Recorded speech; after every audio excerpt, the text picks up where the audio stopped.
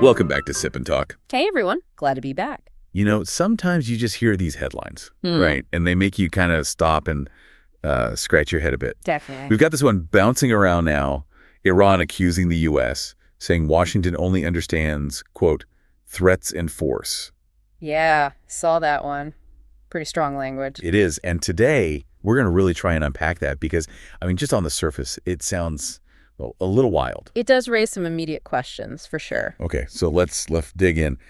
Iran's pointing fingers, basically saying the U.S. isn't interested in diplomacy, just flexing its muscles. But when you look at the context, the history, it feels a bit like, well, remember being in school? Vaguely. Go on. Like the kid who keeps breaking the rules, gets sent to the principal's office again and again, and then complains the principal only understands punishment and refuses to talk. It's kind of like that, isn't it?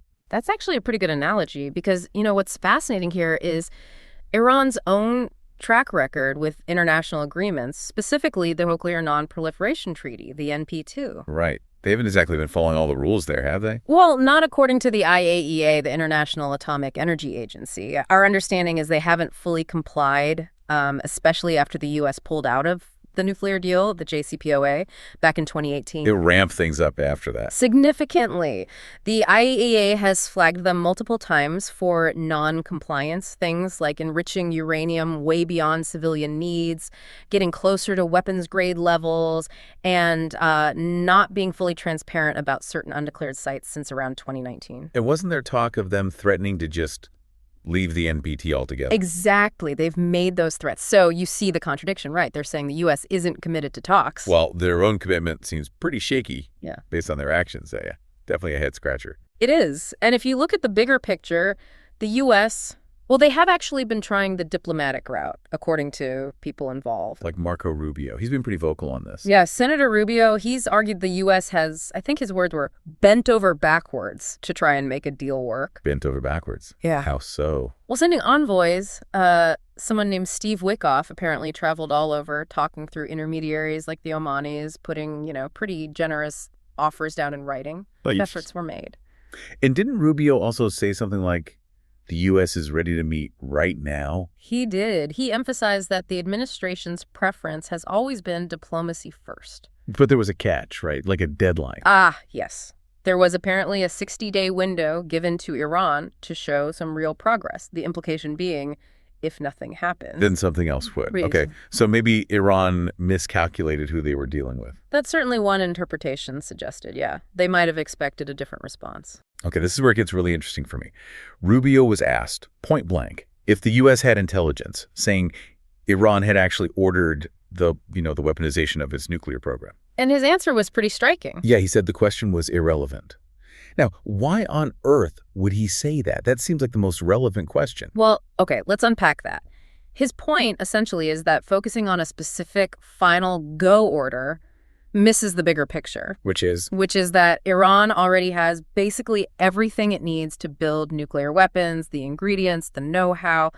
Whether the final command has been given is, from his perspective, less important than the fact that they could do it very quickly.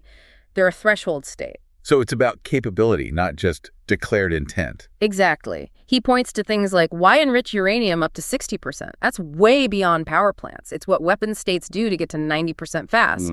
Why bury nuclear facilities like 300 feet underground inside a mountain? That's about making them survivable against attack. Right. Not exactly standard procedure for peaceful energy. And why develop ICBMs, those long-range missiles? Rubio quipped, are they planning a trip to the moon? His argument is you put all that together. The intention seems pretty clear, even without a memo saying build the bomb. That's the U.S. perspective articulated there, yes. It's about the capability and the pattern of behavior creating that intent. And he also talks about a massive trust deficit. A huge one. And he's very clear. He believes it started with Iran. Okay, what's the basis for that? He lists a whole history sponsoring groups like Hamas and Hezbollah, which the U.S. designates as terrorist organizations, a documented history of misleading international inspectors about their nuclear program, hiding things. Gas attacks, too, right? Attacks on U.S. interests going way back, bombing the embassy in Lebanon in '83, killing American service members, planting IEDs in Iraq that targeted U.S. troops. He basically says, look at this record, how can you trust them?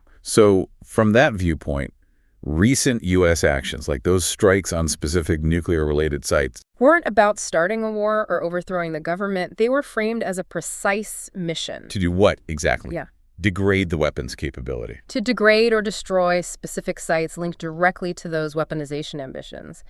It's presented as a consequence, a reaction to what the U.S. sees as decades of Iran playing games, delaying talks, avoiding direct engagement. 40 years is a long time to be playing games. It is. And the message seems to be, if Iran, or its proxies like the Houthis, attack U.S. personnel or interests, There will be consequences. Yeah. Costs will be imposed. Right.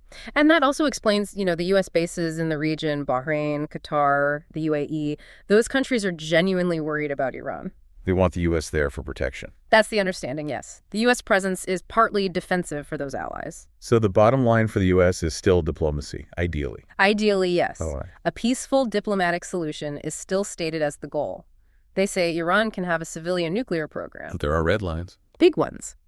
Enriching uranium to near weapons grade on their own soil, developing those long-range missiles, continuing to sponsor groups involved in terrorism, that's where the line is drawn. And Rubio made that point about the current president following through on warnings, right? Linking back to that 60-day deadline. He did. Kind of a told-you-so element, perhaps. A signal that warnings aren't just talk. Okay, let's pivot a bit. We can't really have this conversation without talking about China, can we? They're a huge factor. Oh, absolutely critical. China's role here is really, really significant. They've generally been quite supportive of Iran, especially against U.S. pressure. How does that support look? Mainly diplomatic. A lot of it is diplomatic, yes. China consistently speaks out against unilateral U.S. sanctions on Iran. They push for diplomatic solutions, often through the UN framework. Like their foreign minister meeting with Iran's. Exactly. Wang Yi met with his Iranian counterpart recently, explicitly supporting Iran's right to peaceful nuclear energy. And in places like the UN Security Council, China has condemned U.S. military actions against Iranian-linked targets, saying it damages international credibility. So they're positioning themselves as the defenders of diplomacy and international law against what they see as U.S. overreach. That's definitely the narrative they promote. But it's not just talk, is it? No, there's the economic side too. Oil. Big time. China keeps buying Iranian oil, and that's a crucial economic lifeline for Tehran, helping them withstand those heavy U.S. sanctions. Even though some Chinese companies get sanctioned for it. Yeah, it happens, but the trade continues. It provides Iran with vital cash flow. Okay, but is China doing this just out of the goodness of their heart, or is there something in it for them? Oh, it's definitely strategic. It's not purely altruistic. China has its own interests. Like securing energy supplies. That's a huge one. Reliable energy is critical for their economy. But it's also about geopolitics, challenging U.S. influence in the Middle East, building partnerships, reshaping the global order a bit. And didn't Rubio have a point about China and shipping lanes? He did. He suggested that if Iran actually did something drastic, like shutting down the Strait of Hormuz, that vital oil choke point, China would be one of the countries hurt the most. Maybe even the first, because they rely so heavily on that oil coming through. So it implies China has its own reasons to want some level of stability there, even while supporting Iran against the U.S. Interesting. So China's helping Iran push back against the West, using diplomacy, using economic ties.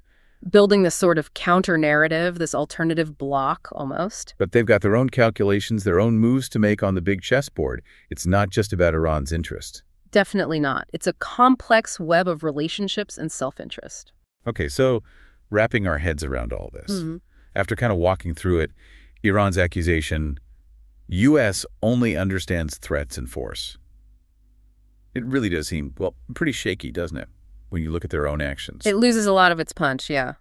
There are violations of the NPT, the threats to pull out entirely, the expansion of the nuclear program. It makes the claim that the U.S. is the one avoiding diplomacy seem inconsistent at best. It sounds like they're trying to play the victim card, maybe. That's certainly a strategic interpretation, framing themselves as unfairly targeted, their right to peaceful energy denied. It's a narrative that can rally support at home and maybe gain some sympathy internationally, especially from countries wary of U.S. power. And China steps in to help amplify that narrative, give it some diplomatic cover, and provide that economic cushion. Right. China plays a key role in enabling Iran to resist that Western pressure. It's all part of this much larger, very intricate geopolitical game. A global chess match, like you said. Exactly. Both sides are presenting their cases, framing their actions. Sometimes the same event looks totally different depending on who's describing it. Which means it's really up to us, listening to all this, to think critically about the facts, about the motivations. And try to piece together what's really going on. Totally. So the big question for you, listening right now, after hearing all this, what really stands out? Does Iran's claim hold any water for you? How do you figure out who to trust, or maybe who to be skeptical of, in these really complex international standoffs? Yeah, something to chew on, definitely. All right, that's about all the time we have for this Sip and Talk. Hope you enjoyed kind of wading through this with us. Yeah, hope it was useful. And hey, if you liked it, please do subscribe to Sip and Talk wherever you get your podcasts. It really helps us out. Quick shout out to our buddy Mickey's YouTube channel, Mickytolife. Seriously, go check it out. He's got funny memes, great music finds, wine tasting sometimes. Awesome travel vlogs, too. Yeah, the travel stuff is great. It's just a fun channel. Mickytolife. Go check him out. And speaking of Mickey, on a slightly different note, are you guys actually buying into that July 5th tsunami prediction for Japan? Oh my gosh, is that still a thing? Apparently. Mickey's supposedly got his go bag packed already, just in case. Yeah. Ready to head for the hills. He would. Okay, well, hopefully no tsunamis. We'll catch you next time on Sip and Talk.